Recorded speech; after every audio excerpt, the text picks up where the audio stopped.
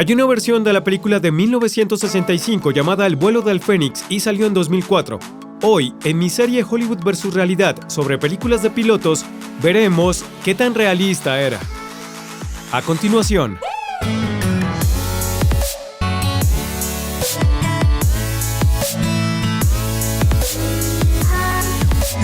Hola 74 Crew, bienvenidos. Si no me conoces, mi nombre es Kelsey, piloto de aviones 747. Mi canal 74 Gear es todo sobre aviación.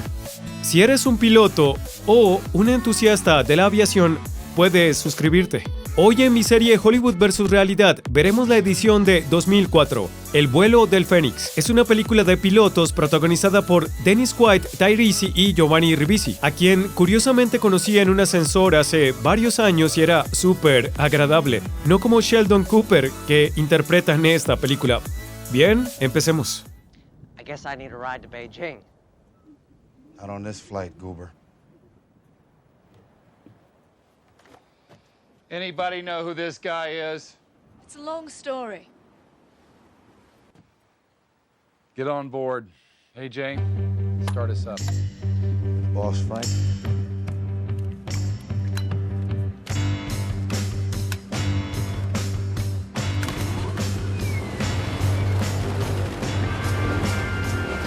Okay, all set, Mr. President. I think it's about that time that we do the checklist as the two bills. What do you say, buddy? Oh, why change a good thing? Go ahead, good buddy. Allow me to grab my bulletin. Seatbelts. I always like to have a little something strapped to my lap. Check. Windows, doors, and hatches. Closed and secured so no one can disturb us.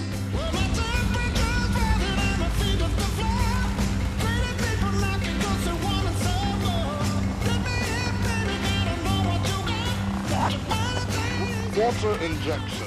That's what she said. Check. Gyros. Set and uncaged, just like yours truly. And last but not least, cow flaps. Till the cows come home. All right, I think we're ready to go. Get a kiss your lucky man? I'll make it happen right now. All right, clear left. Clear right. All right, here we go.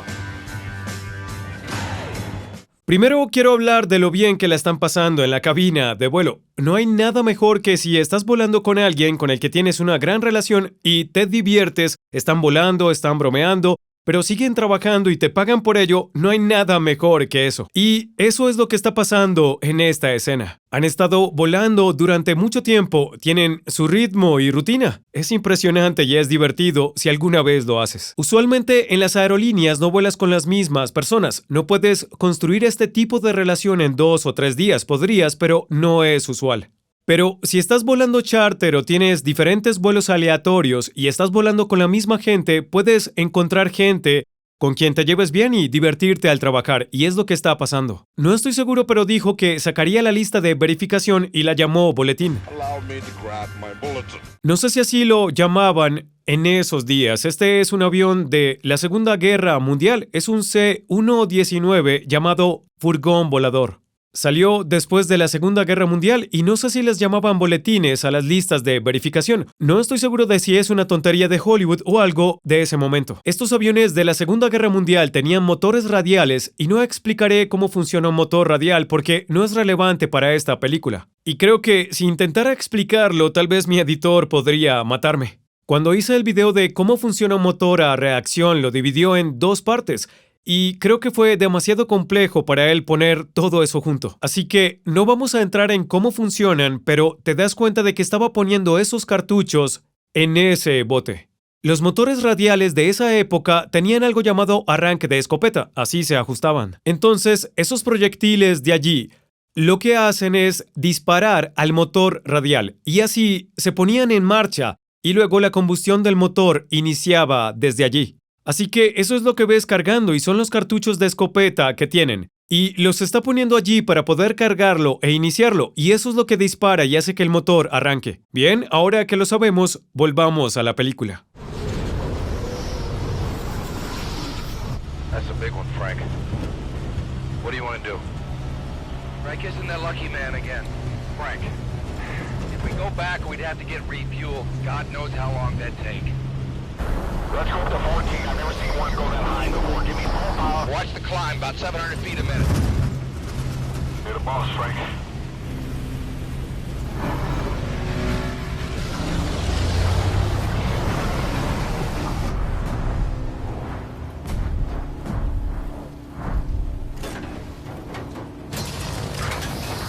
That was the aerial, Frank.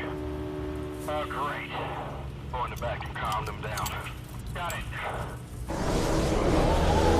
El tema de la seguridad. Esto es algo importante para muchos pilotos emergentes. Ves que el capitán toma esta mala decisión de iremos de todos modos, aunque es muy obvio que esta va a ser una situación realmente mala en la que se están metiendo. Algo que aprendes en las aerolíneas sobre los factores humanos es un síntoma llamado Get It Aires. Es donde, a pesar de los riesgos, sientes el deseo de completar la misión, básicamente completar el vuelo. A pesar de que es obvio que la situación es diferente a lo que habías planeado. Es una situación complicada cuando eres primer oficial y tu capitán dice, hagámoslo. Mi recomendación es, si eres primer oficial y tienes esta situación, es expresar al capitán de una manera delicada diciendo, sabes, tal vez me falta mucha experiencia, pero esto es algo que me está poniendo muy incómodo.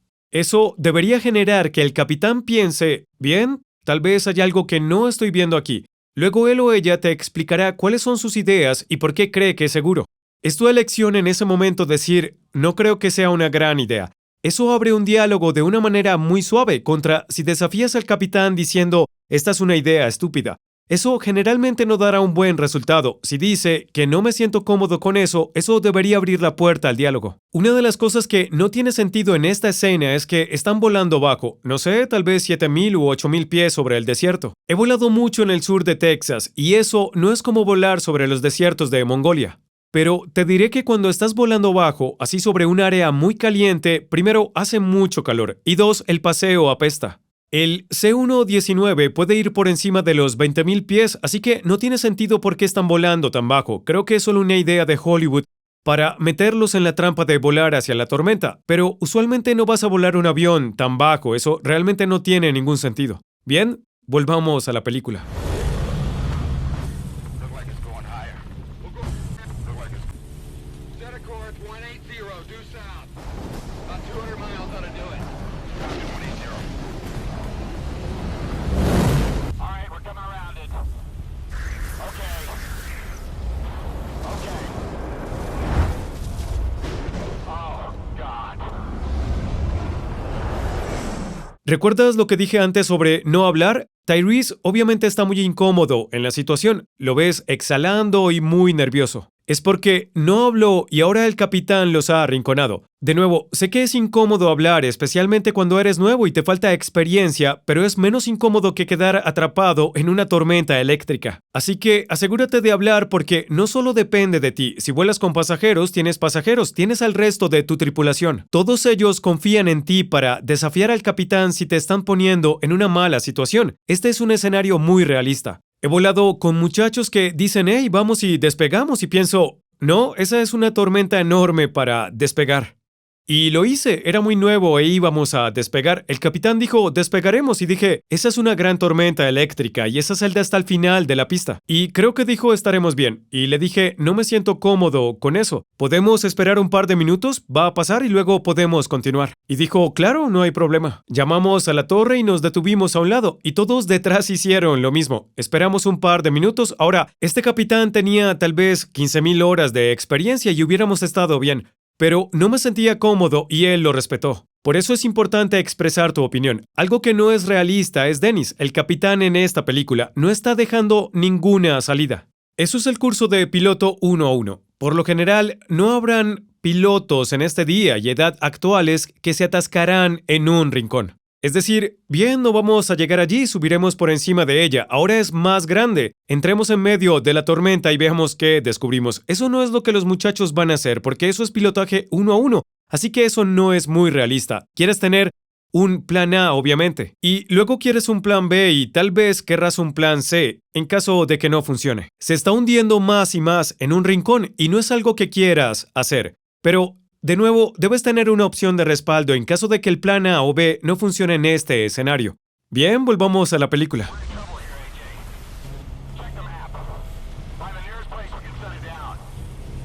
Lugo's our best shot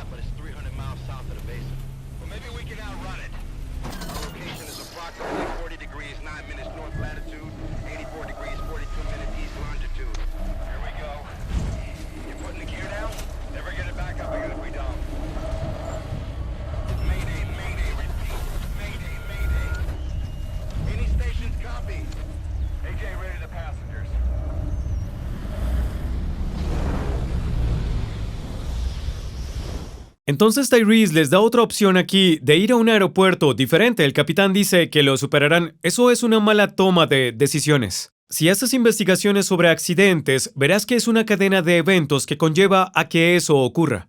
Ahora, en esta situación, el capitán está tomando muchas malas decisiones y el primer oficial Tyrese tiene la opción de retarlo, pero no lo está haciendo y así, al no desafiarlo, también está tomando malas decisiones. Así es como se dirigen al accidente. Veo los indicadores en el panel de instrumentos girando así. Eso no es algo que verías en un avión en una situación normal. Y claro que no están en una situación normal, pero aún están volando. Generalmente no verás los instrumentos girando de esa manera. Es un efecto de Hollywood. El capitán decidió bajar al equipo. Y la razón por la que lo hizo es que en muchos aviones el tren de aterrizaje funciona a través de un sistema hidráulico.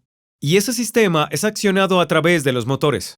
Así que, si anticipa perder ambos motores, está pensando, si no bajo el equipo, nunca podré bajarlo. Y si vas a estrellarte, querrás ese nivel adicional de protección cuando golpeas el suelo. Si no tiene sentido lo que estoy diciendo, deja un comentario y trataré de pensar en una forma diferente de explicarlo. Pero solo imagina que una línea hidráulica recibe energía de los motores y está pensando que si esos motores mueren, se estrellará contra el suelo. Así que, él ya sabe que se ha atascado y se va a estrellar. Bien, volvamos a la película.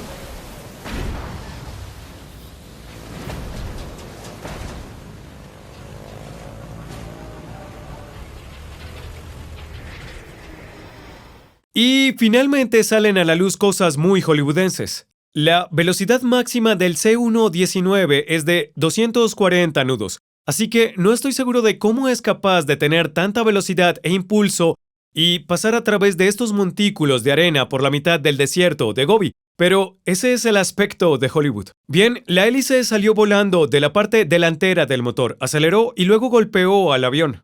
No veo cómo eso es posible, pero imaginemos que sucede. Y luego el timón se rompe cuando pisa el pedal. Supongo que ahora tiene una falla, pero no puede corregirla, lo que causó que el avión se invirtiera. Pero no entiendo por qué ese sería el caso. Normalmente tu avión funcionaría con un solo motor, pero digamos que eso pasó. Pero realmente no tiene ningún sentido porque fue capaz de rodar todo el camino hacia atrás y ponerlo a nivel, pero imaginemos que es posible. Luego hay una bolsa de herramientas que sale volando por la parte trasera del avión y la corta en dos piezas iguales. No veo cómo eso es posible o cómo la aeronave podría sostenerlo, pero esto es Hollywood. Y este es un avión de la Segunda Guerra Mundial y dicen que ya no las construyen como antes. Y esos aviones de la Segunda Guerra Mundial parecen poder volar en un ala, así que supongo que todo es posible. Luego, alguien es succionado por la parte trasera del avión. El avión no va tan rápido y actúa como si estuviera parado junto a un gran avión presurizado que acaba de hacer estallar la puerta. Si pasara en la vida real, entonces los paracaidistas no tendrían que saltar por la parte trasera del avión, serían succionados. Eso es claramente un efecto de Hollywood porque está tratando de aguantar y está siendo succionado, así que eso no tiene sentido. Y esto es muy Hollywood. Y otra cosa que es muy Hollywood es que la gente tiene el pelo hacia atrás como Beyoncé en un concierto. Va a haber viento dando vueltas allí, pero no se verán como si estuvieran parados frente a un túnel de viento con el pelo hacia atrás así. Ese es el efecto Hollywood. Bien, volvamos a la película. I have an idea. I have an idea. I can get us out of here. I can get us out of here. I've been examining the plane. You see, the C-119 is a twin boom design. And the starboard boom here isn't damaged. Which is great, because if the starboard engine stays where it is, at the forward end of the starboard boom, this boom then becomes the fuselage. Becomes the plane. What do you know about airplanes? I designed them, Mr. Towns. That's what I know about airplanes. Who do you work for? What company? Sizemore and Pratt. They're in Long Beach. They do mostly experimental aircraft. And you understand that engine's got a 2,000-pound thrust? Yes, so? Yeah, so when it gets started, it's gonna tear your little bee apart. Well, you'll just have to be careful this time. The design is perfect. The only flaw is that we have to rely on you to fly it. En teoría lo que está diciendo es posible. En este avión está diciendo que esa sección del avión no está dañada. Con eso no dañado es capaz de recrear un fuselaje fuera de esta porción de aquí, adjuntar ambas alas y el avión volaría. Y no soy ingeniero aeronáutico, pero en teoría tiene sentido y me parece un poco divertida la interacción entre los ingenieros y el piloto. E imagino que hay algo de este yin y yang entre pilotos e ingenieros cuando están probando nuevos aviones. Es gracioso que el ingeniero dice, es impecable, tú eres el problema, porque he visto a algunos ingenieros diciendo eso o pensando eso. Ahora, la siguiente escena la dejé aquí porque creo que es la parte menos realista de la película. Veamos.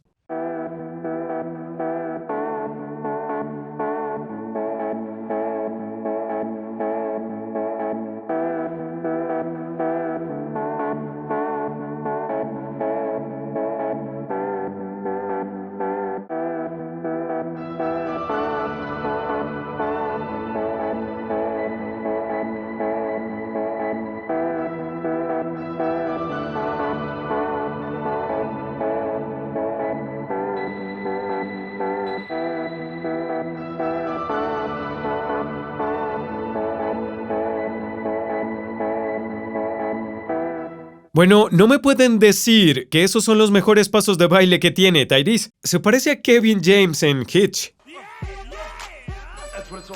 A continuación tienes un hombre de negocios que ha traído sus palos de golf y pelotas de golf al desierto para practicar y mantenerse bien. Y lo mejor que puede hacer es golpear la pelota a unos 30 pies. Eso no parece muy realista. Y finalmente me estoy metiendo con muchos estereotipos. Creo que todas las azafatas que vean esto estarán de acuerdo.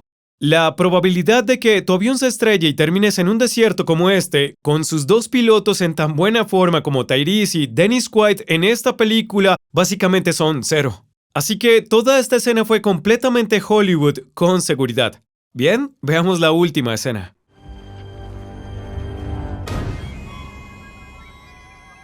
Mr. Tones!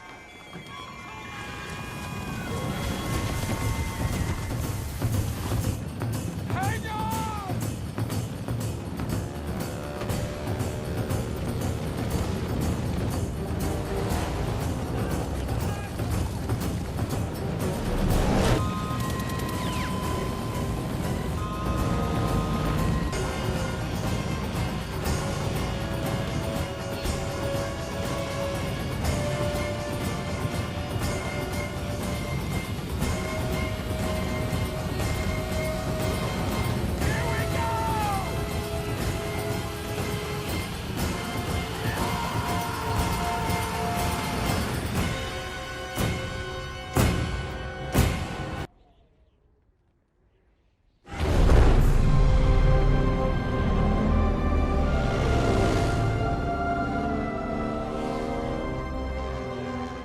Bien, supongamos que todos pueden sostenerse del morro del avión cuando éste va empinado hacia arriba y cuando se inclina así. Imaginemos que eso sucedió. No entiendo muy bien por qué, por peso y equilibrio, tienen 5 personas en un lado y 2 en el otro. Eso no tiene sentido. Para mí no entiendo la lógica de eso. ¿Por qué no emparejarías a 2 personas, a menos que tuviera algo que ver con la construcción del ala? O algo así, pero si fuera muy fuerte para soportar el peso del avión en vuelo, sería capaz de sostener a una persona de 200 libras en un costado. Bien, tripulación, esta es la revisión del vuelo del Fénix. Si te gusta la película, pondré un enlace en la descripción. Gracias a todos los que han dejado comentarios solicitando diferentes películas para que las revise. Estoy disfrutando mucho esta serie. Si te gusta mi serie Hollywood vs. Realidad, suscríbete y presiona el botón de notificaciones. Así, cada vez que salga un video, lo sabrás. De hecho, tengo una lista de diferentes películas que ustedes me han pedido que revise, así que las hago cuando tengo tiempo en mis escalas. En la sección de comentarios, quiero saber, ¿confiarías en volar el avión de un ingeniero quien en realidad es ingeniero de modelos de avión? Si te gustó este video, te van a encantar estos dos de aquí arriba. Me encanta saber de ti. Hasta la próxima. Mantén el lado azul arriba.